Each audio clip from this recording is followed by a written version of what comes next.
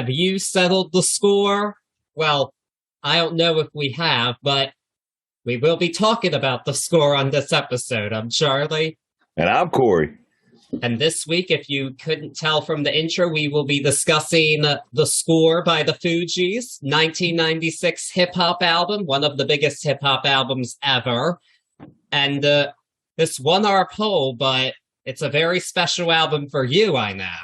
Yeah, this is one of the ones. Between this and Wu-Tang 36 Chambers, I bought them probably both like 30 times, just from overplay, scratched up CDs. I still rock this album to this day, nonstop. One of my faves. Listening to it critically, there's some pieces in it that might have just been elevated by me loving the album and loving Lauryn Hill and loving what they did so much. A critical eye says some different things about this album than I would normally say, but that's the fun of listening to it. Like I said, with a critical eye, sitting back and being somebody else listening to it. So I can't wait to get down on this one. Settle the score if we must.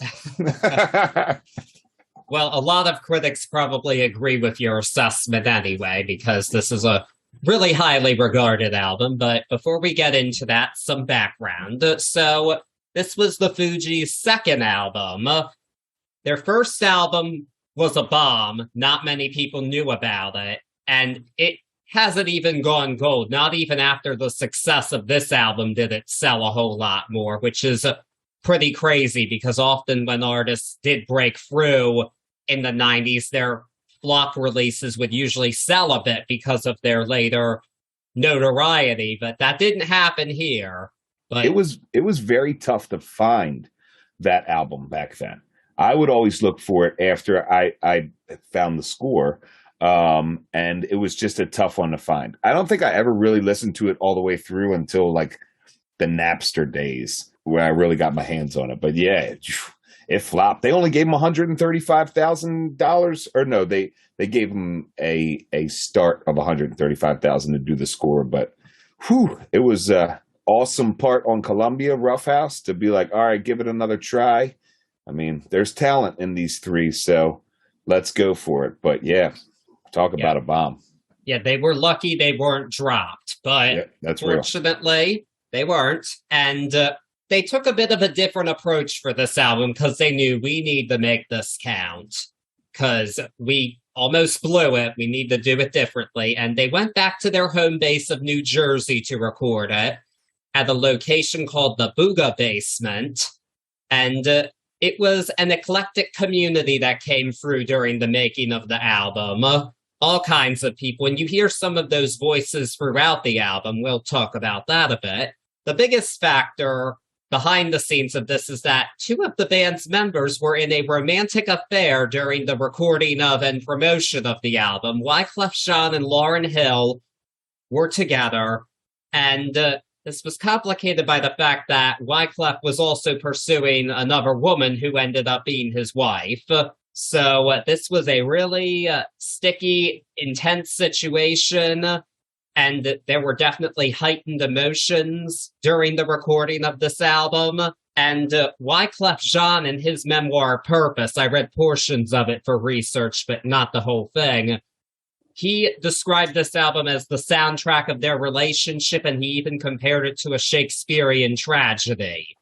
Which I think is a bit extreme, but yeah, Wyclef Jean's an egotist too. Lauryn Hill was quoted as saying the album was an audio film. Her quote is, "It's like how radio was back in the 1940s. It tells a story, and there are cuts and breaks in the music." And this is quote unquote from her. It's almost like a hip hop version of Tommy, like what the Who did for rock music, which is wild. I never knew Wyclef said that his interpretation was a summary of their stuff, but there's some stuff in there that darn right well she wrote about him and he wrote about her, especially later on in the album. But now we're getting ahead. Yes. The album was recorded over the span of a few months from June to November of 1995, and it was released on February 13th, 1996. The critical acclaim was immediate. This got the coveted 5 mic rating from The Source. all around raves, A grades from major publications. And it really stood out because this was not the gangsta rap sound that was so popular at this time. This was a more alternative hip hop sound that gave a different message to people that was embraced by critics, and it turned out consumers as well.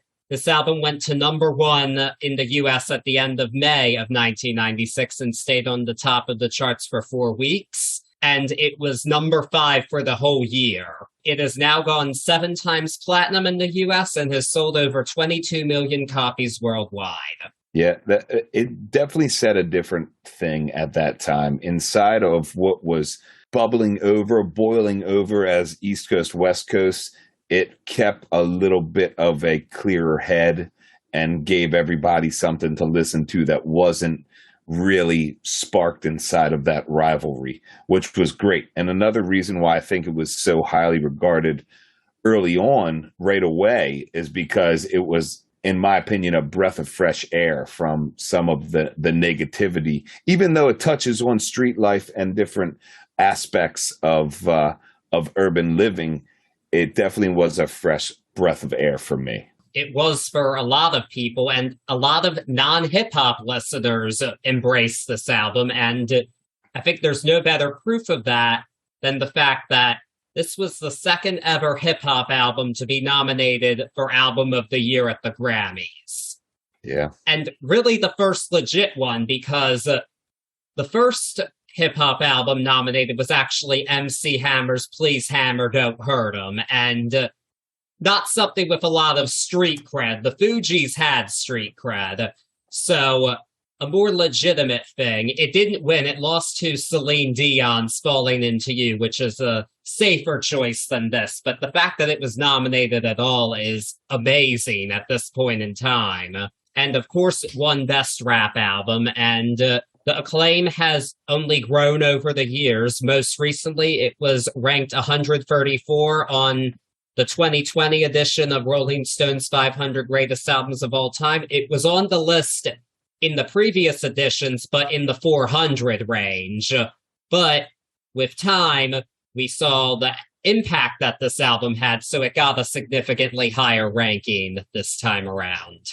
Yep, it has aged very well, in my opinion. With the critical eye, go back to that critical eye on this, I thought for a second it might not age well. But there are some songs that could be released inside of things that are happening in the communities these days.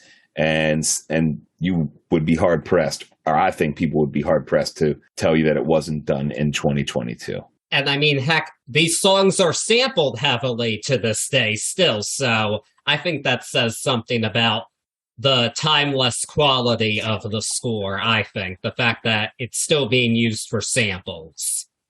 It's still being used for samples, of course. And you talked earlier a little bit about reaching an audience outside of your normal hip hop audience. And we talked about it a little bit before the podcast, and we'll definitely go into each of the samples throughout the album. But this was produced with samples that spoke to a lot of music lovers' subconscious. Whether they knew it or not, there's stuff all over this album. So I think that also had a little bit to play with getting outside of the hip hop community, and also it being regarded so highly, especially by the Grammy board. That being said, I think I'm ready to dive into this one. Are you? I am. Let's get on in. Let's settle the score. Yeah. Yes, that is what we are going to do. The album starts off with the red intro, where it is stated that the score is a feature presentation by the Fugees. So, like what Lauryn Hill said, this is somewhat of a film. They're going for that vibe. And this is the intro where they, I guess, make their mission statement, I guess you could say. They do indeed. Rolling Stone writer Ann Powers has a few quotes about it, but something she said really speaks to the Red intro and what they did throughout this album for me. She says, the score paints the ghetto as a mythical landscape that can inspire pride as well as sorrow. Like the Wu-Tang Clan, the Fugees view the world as their movie, complete with stunts and special effects, and I love that. And this Red intro really lets everybody know, like you said, a perfect mission statement for this album. Yeah, Ann Powers is a great writer and speaker on music, in my opinion. She's fantastic. I've enjoyed a lot of her work. Yeah, I really enjoyed reading the little snippets that she had to say about this album as well. That's really all I have to say about the intro. Now I'm ready to move on to first actual song, How Many Mics? How many mics do we rip on the daily? Many money, say me, say many, many, many. A hook that will ring in my ears for years. What did you feel about this song, the opener of the album? I think it's a strong opener, and I feel like this is the song that basically allows this group to show who they are as MCs and sets the stage perfectly. It's not the deepest song lyrically, but that's not the point. The point is, hey, we can rap, and they do it really well here. And I have to say, I think that each of the group members brings something unique and worthwhile to the table. Agreed. Totally agreed. However, just from this song, it's not hard to see why Lauryn Hill was the breakout. She has the best verse here, and this you already know. Best verse on. She takes a couple of these songs, but she opens this song with a multi-filled verse. We go back to that multi-syllabic way to do hip hop, and she kills it right off the bat. She definitely has the best verse in this. But like you said, that they really are screaming at the top of their lungs, listen, this is who we are. Maybe even a callback to the way the last album flopped. I think this was the only way to open this album, because if you got a soft opener here, people are like, here we go again with some more, here and there Fuji stuff, but they didn't let you even catch your breath after that intro. She came in and just knocked you out. No, and you were not going to want to turn this off after that. And it was a smart decision, and it was one Lauryn Hill repeated with her solo album with Lost Ones. That's another great rap opener, but I think she learned that skill from How Many Mics. You just gotta hit them in the gut with a great song that you're not gonna forget, and this was it. Yeah, she's a killer, man. Yes, and it's not hard to see why she's the best. Heard that. At this time, at least. Yeah, she's such a solid female performer, and then take the female out of it, she's just a solid performer, period. Yeah, that's all there is to it. And we get more of that showcased on the following song, Ready or Not. Now, the chorus is an interpolation of a song from the Delphonics of the same name, and this song contains a sample of a song called, I hope I'm pronouncing this correctly, Boadicea by Enya, a new age artist who is very successful, actually one of the most successful female artists of the 90s. You wouldn't automatically think that, but huge album sales worldwide, Enya. This is not something you ever thought you would have heard sampled on a hip-hop album, but here we are. This is the first time that we hear Lauryn Hill sing on the album, and she came up with this chorus, according to Wyclef Jean in his book, on the spot. She heard him playing with his sampler, and she immediately had the chorus, Ready or Not, Here I Come. Immediately, she had that. And in addition to that great hook, her verse is, again, straight fire, as they would say. I especially love this line. This is my favorite line of the album.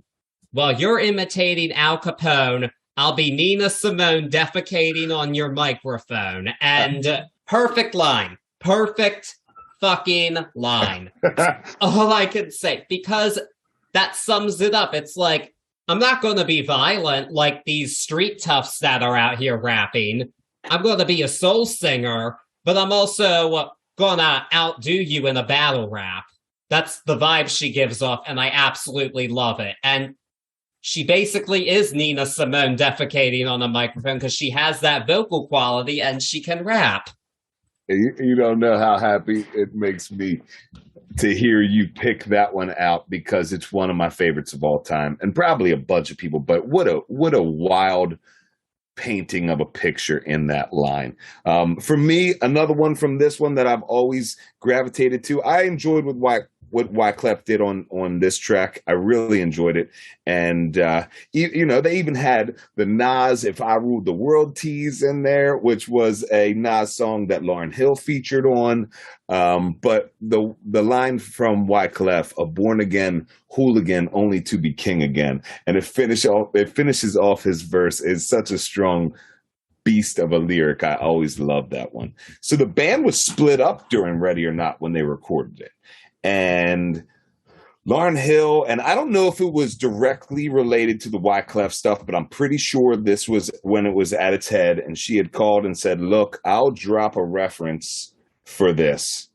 But I'm, you know, don't make sure, it wasn't named names, like make sure nobody's in there, yada, yada. Came in, put down the reference, and in tears, crying.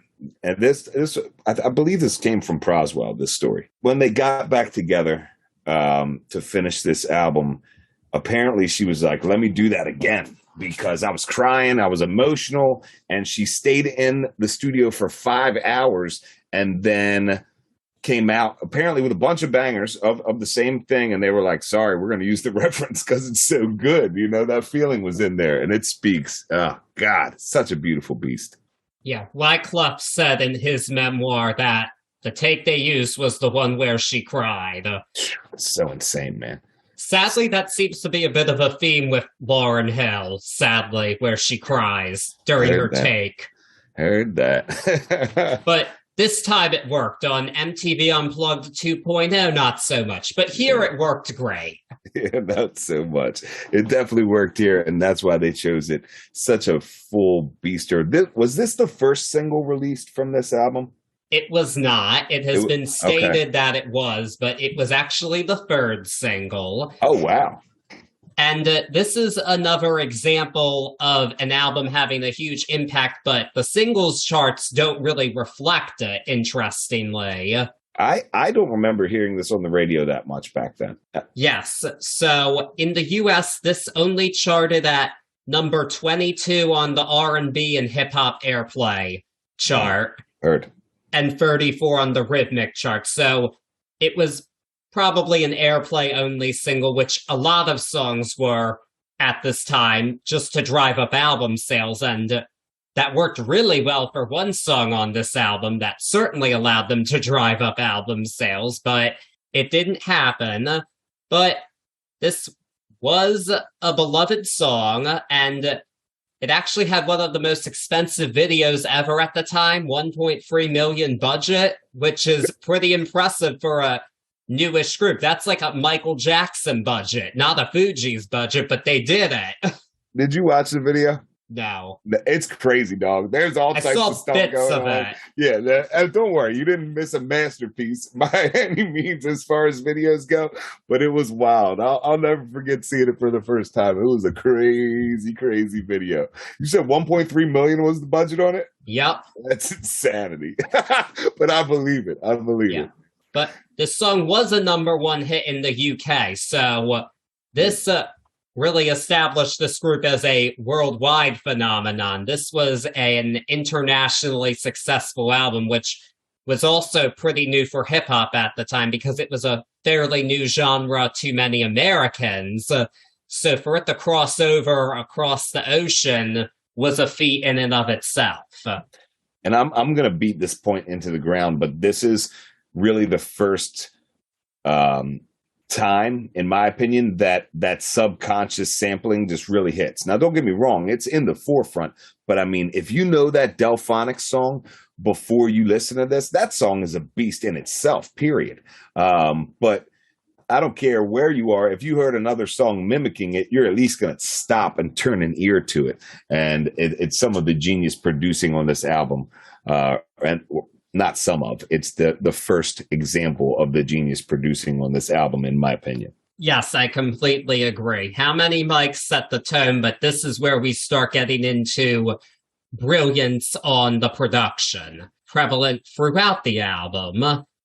And yeah, Ready or Not, a classic. I actually found a reel that I reshared to Instagram, and one of the Washington Nationals, I didn't get his name, but this is his walkout song. Nice. That's and awesome. He just said it was because he liked the song, which I thought, well, that's great. There you go. That's a great intro. Who wouldn't want to walk out to Lauryn Hill's voice? Heard that. I'm with you on that one.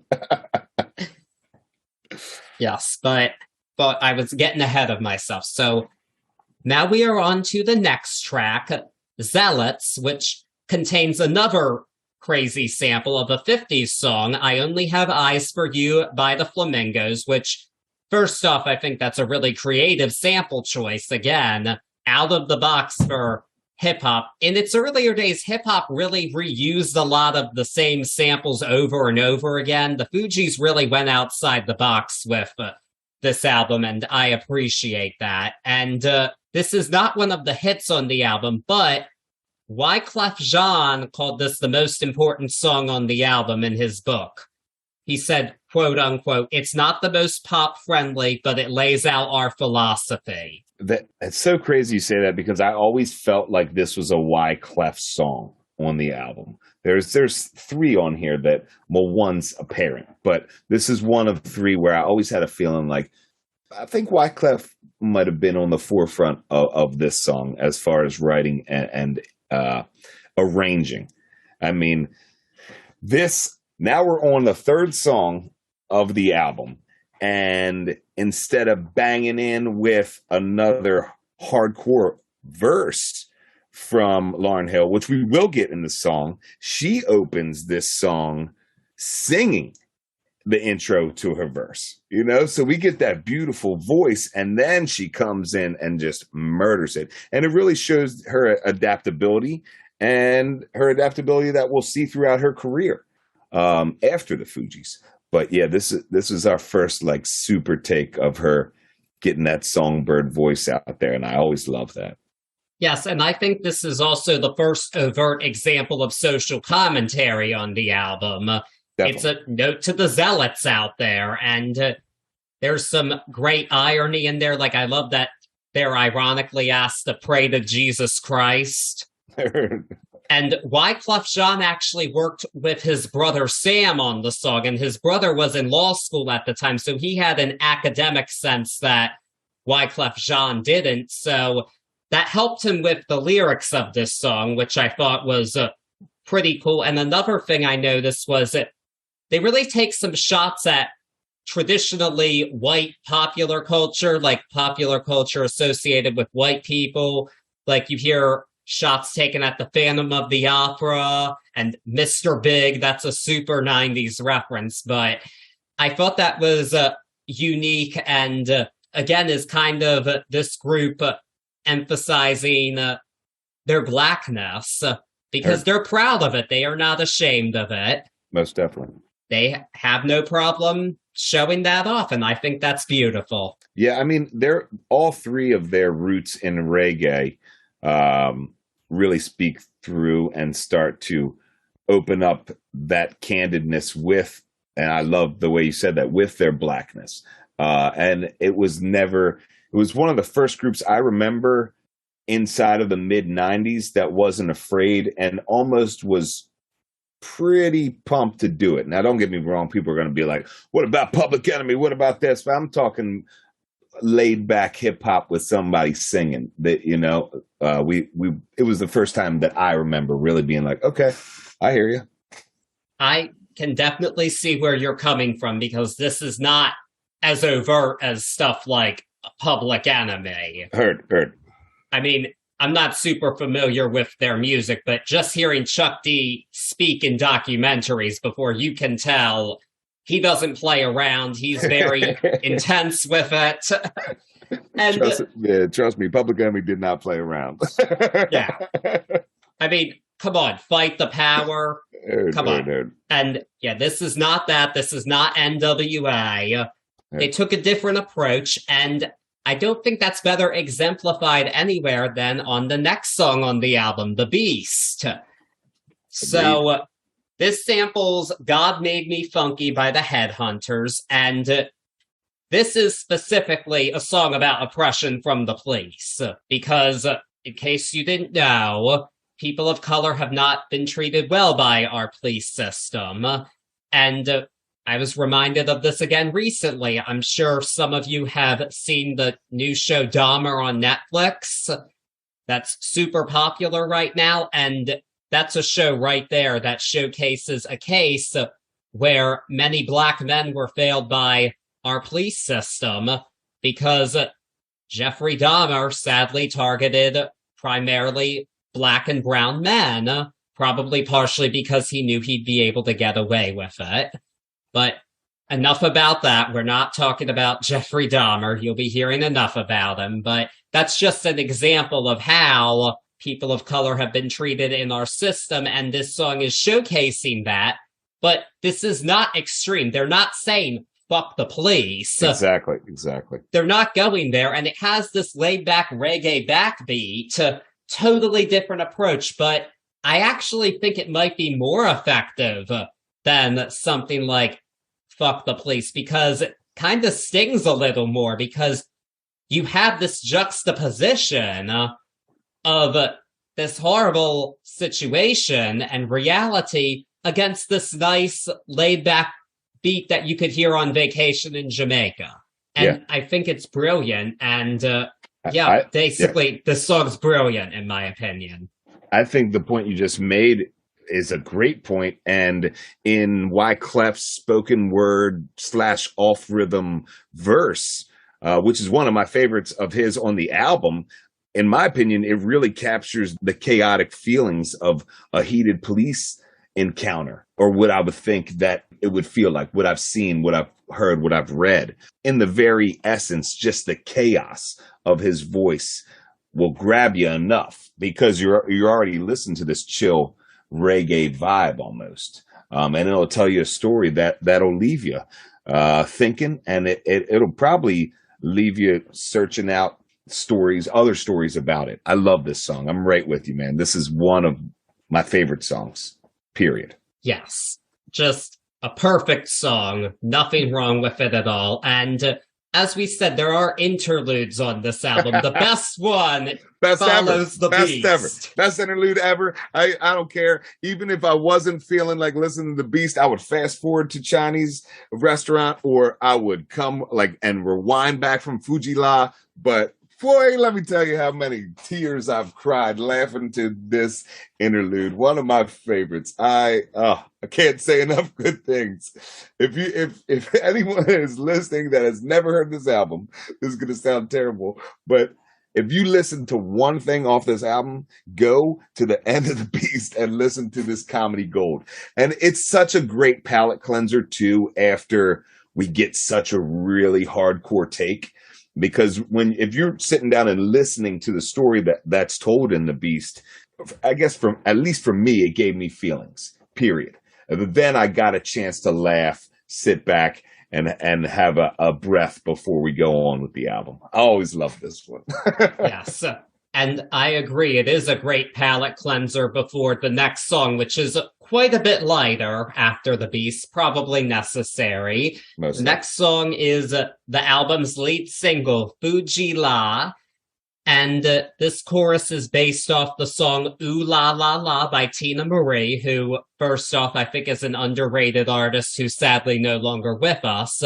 And I'm glad that they referenced her here, because truly one of the R&B greats of the 80s, in my book. And not just mine, for that matter, but still. And it also has a sample of Ramsey Lewis's If Loving You Is Wrong, I Don't Want to Be Right. And like I said, this was the lead single. It peaked at number 29 on the Hot 100. I feel like this is kind of a theme song for the group. It's easy to see why this was a single. It has that great hook based on a great chorus, and that song was an R&B hit. So they were going with a somewhat known formula there. And it's the natural law that the refugees bring. That's really That's real. Good way to all I sum it can up. say about it. That is how you sum it up. Being that single that you heard everywhere, or that was chanted back and forth from regular hip hop listeners to, we go back to that. It caught a different group of people, which was neat. But yeah, Fuji La, man, one of my favorite lines of all time. Stevie Wonder sees crack babies getting weak in the knees in their own families. What a beautiful picture painted in just 2 sentences, or maybe one compound. But what a great one.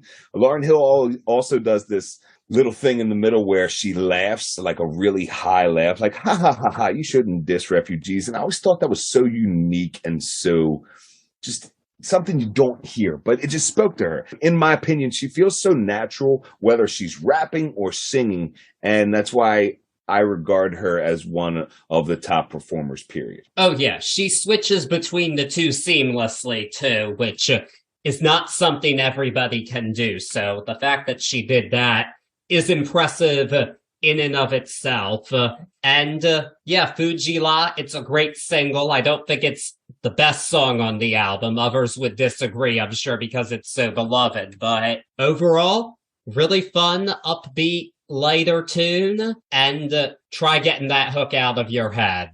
Heard that. Try getting that hook out of your head is right.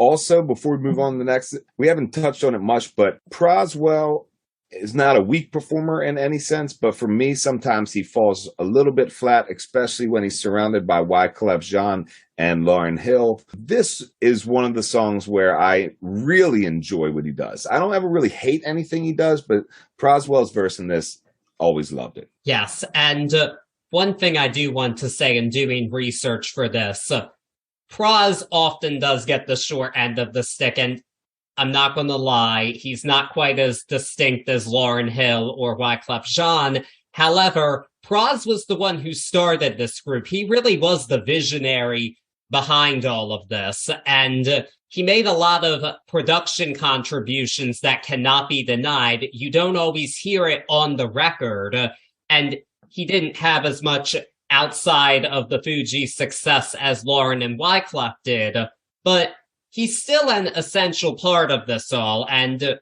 truthfully, this is a group that is at its best when they're all together. Agreed.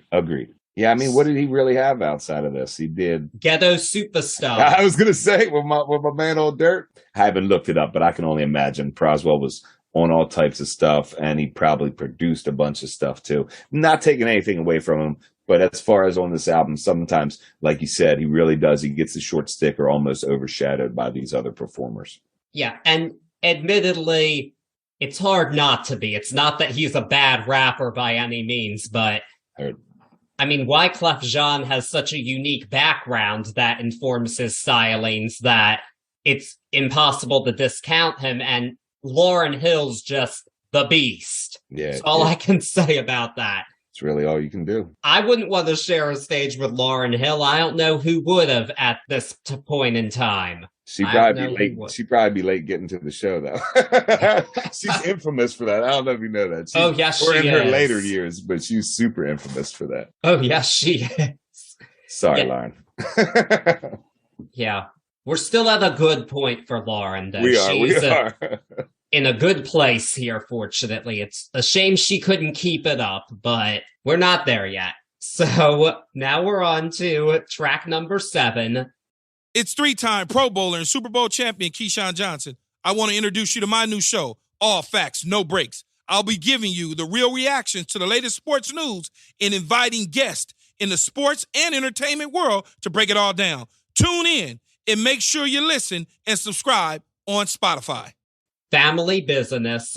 This features John Forte and Omega, and this is definitely a Wyclef song. I feel like this is the one song on the album that really illustrates Wyclef's upbringing in Haiti, which was not easy because Haiti is historically a rough country to grow up in, not the easiest place to live, and it's one that he's been indebted to throughout his whole life, but this one really shows that desperation. You must defend the family if you want to survive. Chilling, and this just really shows the poverty background that this guy came from, and that informs so much of what he's about and so much of what his message is. And no song illustrates that background better than this one, in my opinion. Agreed. Really just looking at this again as a whole entire movie together, we just came off, which could be argued as the anthem of the Fugees. And the anthem of this movie, period. And then I always think about this song because it slows it down and makes it soft. I always think about this as like a montage of all types of terrible stuff that's going on in the nighttime, all the bad stuff. Even when they go and start to talk a little bit about Shaitan, who is in Muslim culture, it's almost like a jinn or like a invisible devil type of thing. But literally the bad spirits, the bad universe, the bad juju at night. You got to protect the family from it. You got to keep on going with the family business. This one is one that back then didn't necessarily ruffle my feathers and get me listening like the rest of the album did, but this one actually aged better for me, listening to it and really dissecting it with an outside look. I really got a new love for this song. Yeah, so I wouldn't quite call this a highlight of the album. I do think there are stronger songs, even stronger songs with social commentary. I wouldn't put this up there with The Beast, for instance, but you still have to appreciate it, and it's still a strong song.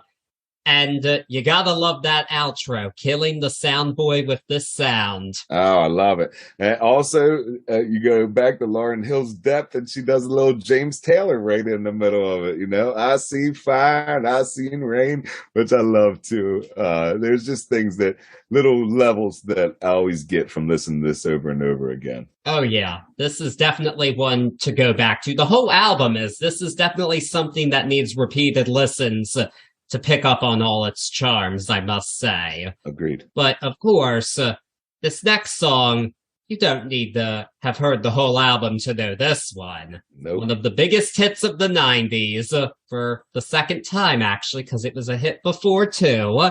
Yep, track number 8, Killing Me Softly. So, this song has a pretty wild backstory well before we get to the Fugees. This song was written by Charles Gimble and Norman Fox, veteran songwriters, and in fact, much of their best-known work comes from writing TV theme songs for shows like Happy Days, Laverne and Shirley. In the case of Charles Gimble, The Love Boat. Try getting that theme song out of your head.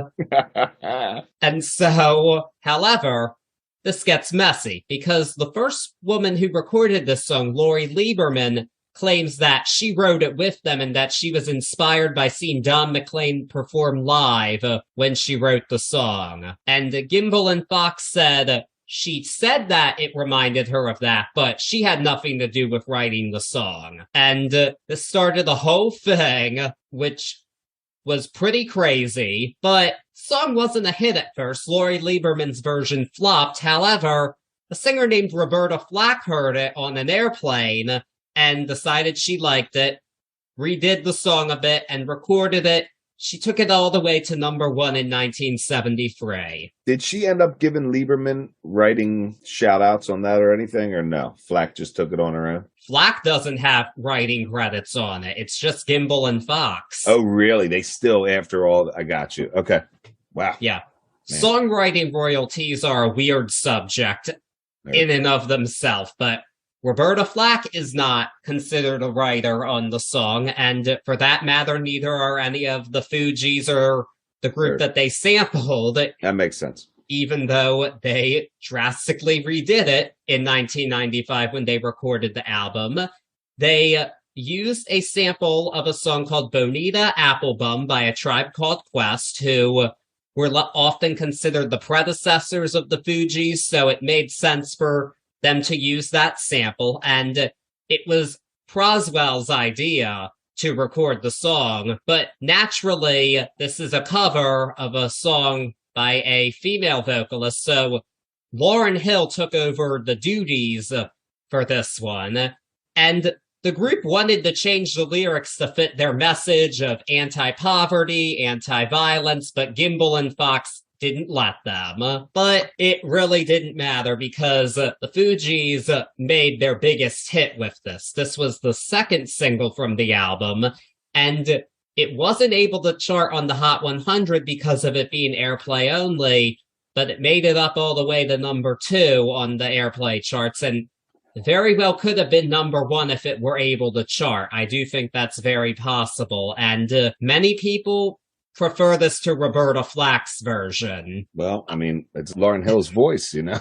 You can't go up against it. No, you can't. And it's easy to forget now because this song is so well known and we've all heard it countless times.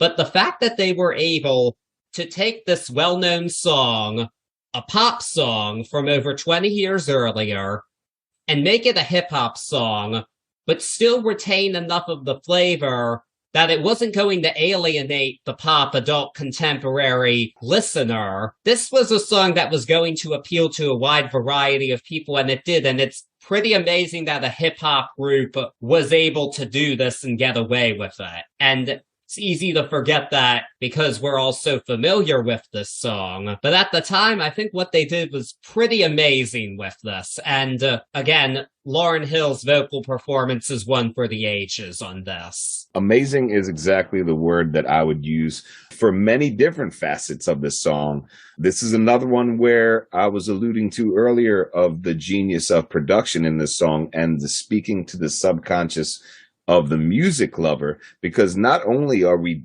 covering Killing Me Softly, but you've got the sample from Bonita Applebum is from a band called Rotary Connection, and Memory Band is the name of the song, and it's very hard to find inside of the song, period.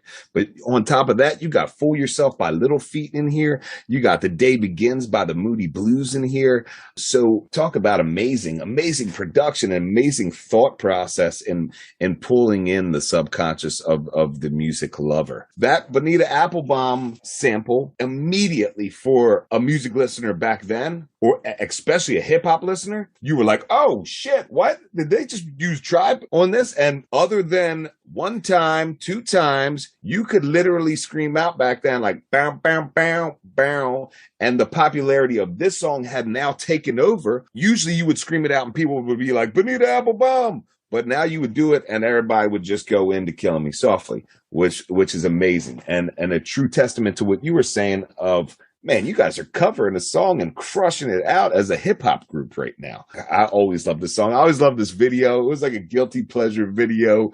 Night at the movies, things go wrong. Everybody gets crazy. And it was one that stayed on MTV for forever. And there used to be this other video service on cable boxes called the Jukebox back in the day, where you could call up and like pay so much through your phone. When we're talking back in the day. Long story short, this was always on that. People never stopped getting this one on there. And I never stopped loving watching it either. I actually watched it today just for a good laugh. But what a great, great song. Amazing. Amazing is the way to sum this one up. Yep, that's really all you could say about Killing Me Softly. This is a classic for a reason. A rightful classic. Hell yeah. Yes, and certainly helped them sell a lot of albums for sure. Guaranteed. So the question is, how do we follow that up? Well, we do it with the album's title track, The Score. This song features Diamond D, and it features samples of every other song on the album, as Wyclef said in his book. And he said he saw the album as a movie, this song as the soundtrack to it, which is a cool way to look at it. My personal favorite part of it is the reference to Cyndi Lauper's Time After Time. That's a great song, and I'll be hearing it live soon at my music festival, because Cyndi Lauper will be there. I can't wait, but... There you go. But here's the hot tea take. This is my least favorite song on the album. This is the one on the album I could do without. I feel like these points have already been made, and this just feels redundant to me. It does feel pieced together. This is not brilliant usage of sampling like the previous song. That song comes together as one, even with all those disparate samples. This is not the case. This just kind of feels like a mishmash, and this is the one on the album I'm just not feeling. 1996 Cory, and really Cory, until this critical listen, would have said the same thing. Looking at it as a movie, I can see where the remark of this is the soundtrack for the movie. Everybody gets an extra long verse, almost 2 verses each, the length of their verses compared to what we've heard from the album. You're right. They're touching on a lot of the same points and these almost same feelings as they go through each verse. But I got to go out and say Lauryn Hill's verse at 2 minutes and 21 seconds is in my opinion, I won't use the word probably. In my opinion, it's the rawest that you hear her on this album.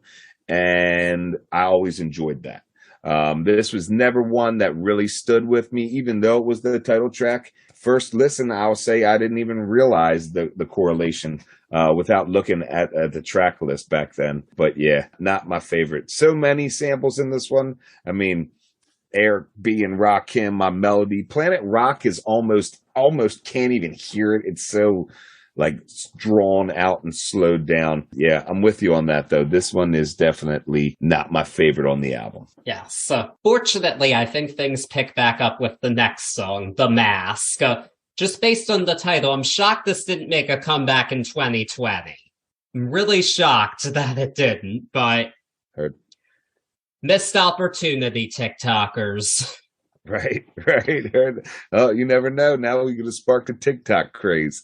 This one, The Mask, has always been an artsy piece to me. It was another one back in the day that didn't really resonate with me that much. It was 3 little fun stories. The music was played mostly live, or at least I thought so back then. But this one was always a little bit draggy for me. It seemed to me to keep just droning on and on. Not a terrible song. Again, I know we say that a bunch. Not a terrible song, of course, but not where I think this album was going. And a little bit of a slow doldrum, if you must, in these last 2 tracks. I'm going to disagree with you. All right. I like that this is an anecdotal track. I feel like we get to know our MCs a little better with these stories, and somehow it all works together as one song, and it's a message about how we all wear masks in society. And I think this was a really unique way to put it. It's not cohesive, yet it is.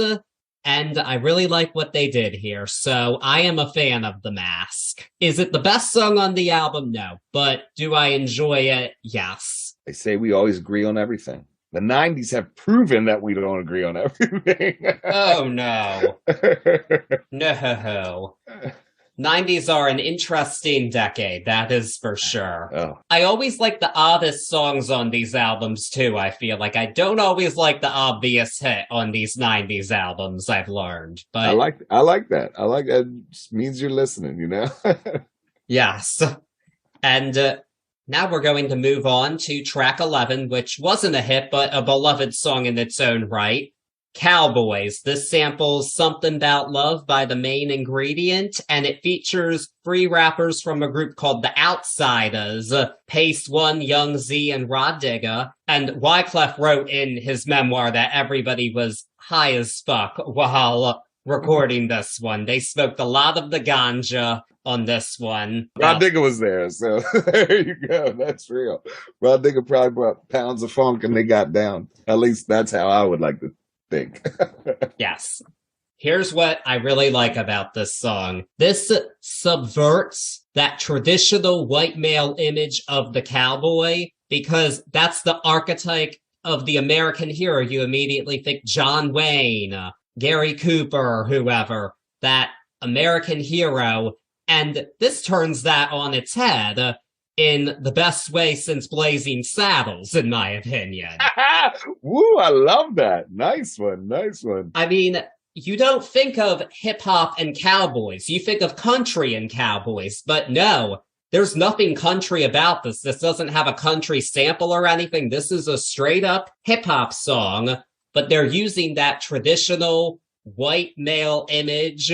And I love that they're doing that. I love when we subvert the norm on these albums. That's one of my favorite things to see. I love any role switching up of it, I just think that is awesome. Yeah. In a movie sense, too, where we are in the album towards the end, it's almost like we're going towards a sad ending because all these cowboys are out here shooting up each other and everybody wants to be a cowboy. I love the point that you just made about subverting the traditional white male archetype. I think that's amazing. Another thing I think is amazing is Rod Digger's and Lauryn Hill's double verse in the middle. I did mark it down. 1:35, 1 minute and 35 seconds. That right there, those two together, you can almost, your first listen, you might not be able to tell who is who, but if you really go back, they're back and forth, killing it. Always love the little Kenny Rogers, you got to know when to hold them tease in there. It's a great one. It is definitely it's not a very happy, upbeat song, especially this close to the end of our quote unquote movie. But it's a great, great song. Yes, but I lied. I forgot about the gambler part. There is a country reference in the song, but once again, they're flipping it on its head, and that I love. Exactly. It's even sung in like this very bass voice, and it doesn't, I mean, you know it's that because of everybody knows that song, but it's definitely not like a legit shout out to the song, you know? No. I mean, Pras certainly sampled Kenny Rogers when he did Ghetto Superstar, so... True that. Oh, look at that, man. That's a great point. That indeed. I wonder if he was the one, because he's got that low voice like that. I'm going to have to look back. I wonder if he's the one that's singing that. Who knows? But speaking of sad songs... we're on to another one, and it's another cover. It is a Bob Marley cover, No Woman, No Cry. And this was the fourth single on the album, actually. It made it up to 38 on the airplay charts. And this is unlike anything else on the album. This is the most straight-up reggae song here. And Wyclef Jean detuned his electric guitar to make it sound acoustic, and... you could have fooled me. Hey, shit, you fooled me to this day. I never knew that. Yeah, he wrote that in his memoir. So, yeah, Wyclef is definitely an egotist. You can see that throughout the memoir, but he has a lot of great tidbits about the making of this album that I really appreciated learning. That's awesome. You want to get a hot tea take? Yeah. I was never a fan of this cover. Even back then. I thought it was cool. Don't get me wrong, but... it's a dime a dozen cover of No Woman, No Cry. They give their, in my opinion, they give their own switch on it, and I like the added verses and the play with words. But for me, I might have listened to this one a handful of times back in the day, where I listened to the rest of them a million. Just never was my favorite. Sorry, Wyclef. I can see why you would say that, and I don't even think it's the best acoustic type song on the album, actually. I mean, you're right. It's a well done cover. I'll give it that, but it doesn't go to another level like Killing Me Softly did. Not at all. They didn't do that with it. It's a nice cover. I do feel Wyclef sang with his heart when he did it, so still like listening to it. I'll agree there, and I gotta believe that it was not so much fan service as something that he wanted to do with his heart, like you said. And it's not like it's crappy, but it was just like, I mean, especially the way this album is going, you know? Yeah. There's much stronger moments on here that are more representative of who this group are, but I think this is a nicely done song. It's not one of the best here, but I'm fine with it. I've got nothing against it, so... there we have No Woman, No Cry. And in a way, you would think the album would end there, but it didn't. Heard. Now we've got Manifest. And this one really is more so about injustice. It's more upbeat than the last song, but it's also more aggressive in its approach slightly. We're going back to the Beast vibes, kind of, not quite as effectively, in my opinion, but...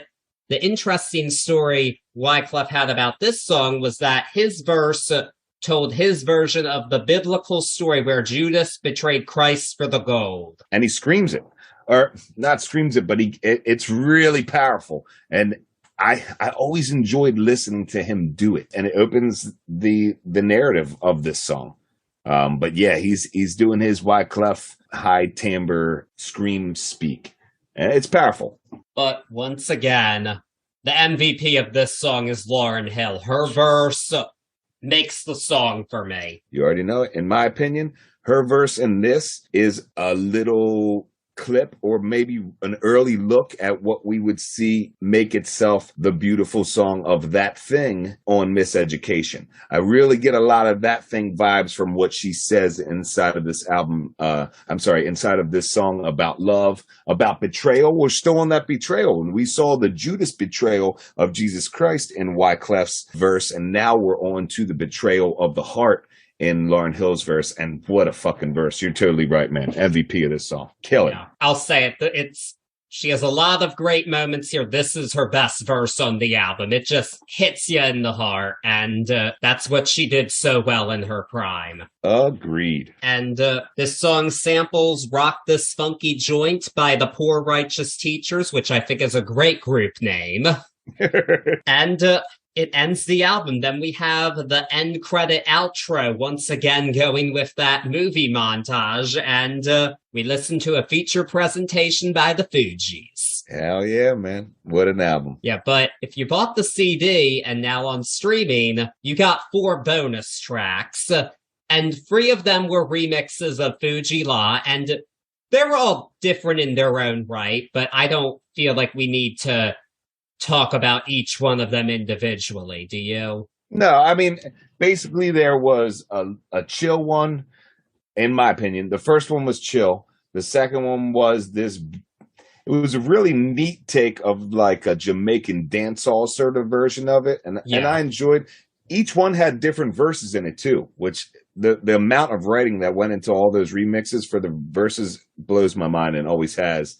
The World remix, which was the final track on the CD, final bonus, was my least favorite out of all 3 remixes. I felt like it did a lot of what the other 2 did before, but they just focused on like world destinations almost. But yeah, that's it. You just got them and then the Wyclef track. Well, before that, there is one thing of note, that Sly and Robbie dancehall mix. At the end of it, there's an MC we hear named Akon, who, a decade after this album, would be dominating the pop charts. No shit, Akon's on that? Yeah, it's that Akon, apparently. Okay, heard that. I mean, he went in quite a different direction. I don't think he was really making a grand social statement when he told us to smack that all on the floor, but... I heard. That's wild. I never knew that. But I guess we all start somewhere. You got it. The community is giant, but small at the same time. Yeah, but real thought, though. Who would have thought that 10 years after this album, Akon would be making more hits than Lauryn Hill? That's travesty, crazy to think about. Yeah, it definitely is. Oh, it is. I mean, Akon's fun for nostalgia purposes for me, but come on. It's not brilliant. I'd love to see Lauryn Hill make an album. I think it's a really cool time for Lauryn Hill to make an album, but who knows where she is in her own mental state or just in her being right now. Who knows where life has taken her at this point. Yeah, well, what I do know is she did a guest verse on a Nas song recently that was really well received, actually. So hopefully that's a sign of things to come. I think we need Lauryn Hill back. Because, I mean, Nicki Minaj is still making hits. That's a problem. We need Lauryn Hill back. Heard that. That's all I got to say about that. But enough about Lauryn for now. We do have that bonus track to discuss, and it's a Wyclef acoustic song. It's called Mista Mista, and it's based on a true story. This was an actual encounter Wyclef had with a homeless man asking him for money, and Wyclef said no, because all you're going to do is smoke crack. And he went back and wrote the song, and it was after a night out. So he was drunk when he recorded this, which you can kind of tell, but it's still a powerful vocal. It's still so good. I love just how intimate and small it is, and it's just a very real story to me, I would say. That's cool. I never knew he did it drunk, but you're right. You could tell there's something going on there. Maybe why he got so much power behind it. It is a powerful narrative. It's a cool little one at the end, but again, not one that I really paid attention to back then but I found a new love for it on this listen. Yes, I do like it a lot, but it doesn't fit in with the rest of the album at all. That's why it was a bonus track, but it's one of the best bonus tracks I've heard. I'll definitely take this over Endless, Nameless, or Whoops Now from previous albums we discussed. I heard that. Oh man, that says a lot too. But yeah, you're right. If this was the only hidden track on the joint, it would have been just fine too. Yeah, much better than other ones. I did enjoy it still. And it's a part of the album, even though it was a bonus track. We still have to discuss Mista Mista. And now, with that being said, I have a question for you, Mista Mista. What up? What is your grade for the album? This was one of the easiest A's I've ever given an album that we've talked about, and that's with nostalgia out of it. You still to this day hear artists, the likes of Bono, the likes of Kanye, the likes of all over the board, all over the board, that have been inspired by this album. And the reason why is because it is so beautifully produced and beautifully performed. It almost feels like they didn't even have to try the way this album is given to us. It's timeless in my opinion, and it is just that jam. And again, if anybody hasn't heard it that's listening today, please take time, sit back, get a nice drink, put your headphones on, and enjoy the score. I am going to give the album an A as well. Woo, all right. We're back on track.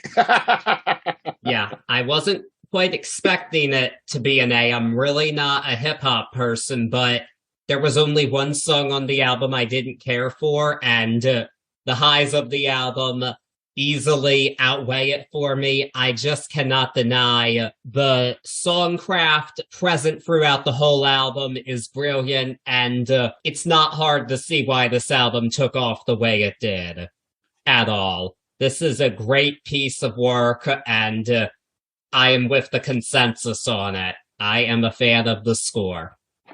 I think you're selling yourself short now. I think you need like 2 more punches on your hip hop card, and you are a guaranteed hip hop listener at this point. Well, a certain kind of hip hop, at least. I don't know, man. We'll put a couple more punches on there. Next thing you know, you'll be going to Wu-Tang with me. I'd go to them before Nicki Minaj, that's for sure. I don't see myself seeing Nicki Minaj either, so we're good. What's your favorite track on this bad boy? The Beast.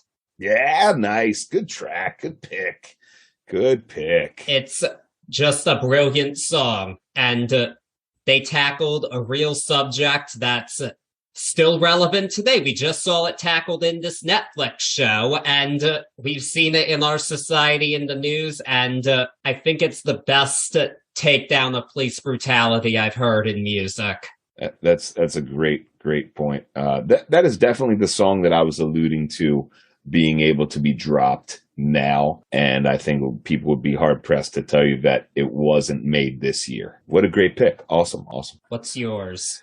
How Many Mics is my jam of all jams. That's a nostalgia piece. There's so many great, amazing songs on this album, but How Many Mics gets me going no matter what. It's always been my jam. Lauryn Hill comes straight in with those multi-syllabic rhymes, and it's just a beauty for me. I love that song. Always will. All right, there we have it. How many mics do we drop on the daily? I guess we dropped 5 mics for the score. Many. Oh, now we're sourcing it. Look at us. Now we're sourcing it. It's a bona fide turntables and tea classic. That's what we got to start doing. We might just have to switch it up. We'll find a unique icon to us. How many cups of tea are we giving it? We're just working. We're just brainstorming, but that would be cool. Something to think about. To be determined if we do it, but I'm leaning towards yes. TBD. Oh, yeah. We got to start thinking about that. Leaning towards yes. But this is the end of our 90s month. What a month. We really went all over the place. We made it. Oh, man. We are stronger for the 90s. That was a great month. I had a bunch of fun. That was a super cool month. Yeah, and I think we saw some of the best of it, some of the worst of it. We We disagree on what some of the best and the worst are, but that's what makes this fun. It most definitely does. The 90s were divisive even to us, even to the power of turntables and tea. So yeah, man, it was a blast. Yes, but now we'll be moving on to the 2000s next month. Let's see if they're as divisive, because another wide-ranging decade. I was going to say, we're talking about all over the board. I can only imagine the stuff that we'll tackle throughout the 2000s. What's our first album in 2000? It's Britney, bitch. We'll be discussing... We will be discussing Britney Spears' 2007 album Blackout. I know we've heard a lot about Britney Spears in the media forever, including to this day, but I want to shed a light on the artist that lies underneath all of the tabloid and social media coverage. I'm ready to do it. I cannot wait. It's one of my favorites of all time. I'm going to say that right now. And, I can't wait for Blackout. This is going to be a fun one. And I'm curious for you to hear it. This is an interesting album and a bit different than you would expect from Britney Spears if you just know her hits. I'll say that. Okay, me and Brittany go way back, but I don't have any deep dives on Brittany. So yeah, I'm excited. Let's go. Brittany, bitch, let's go. All right. Yes, and in the meantime, you know the drill. Subscribe wherever you're listening to us. Leave us a nice rating and review. Follow us on Facebook and Instagram at Turntables and Tea Podcast. And until then, we hope that you can settle your own score. Peace.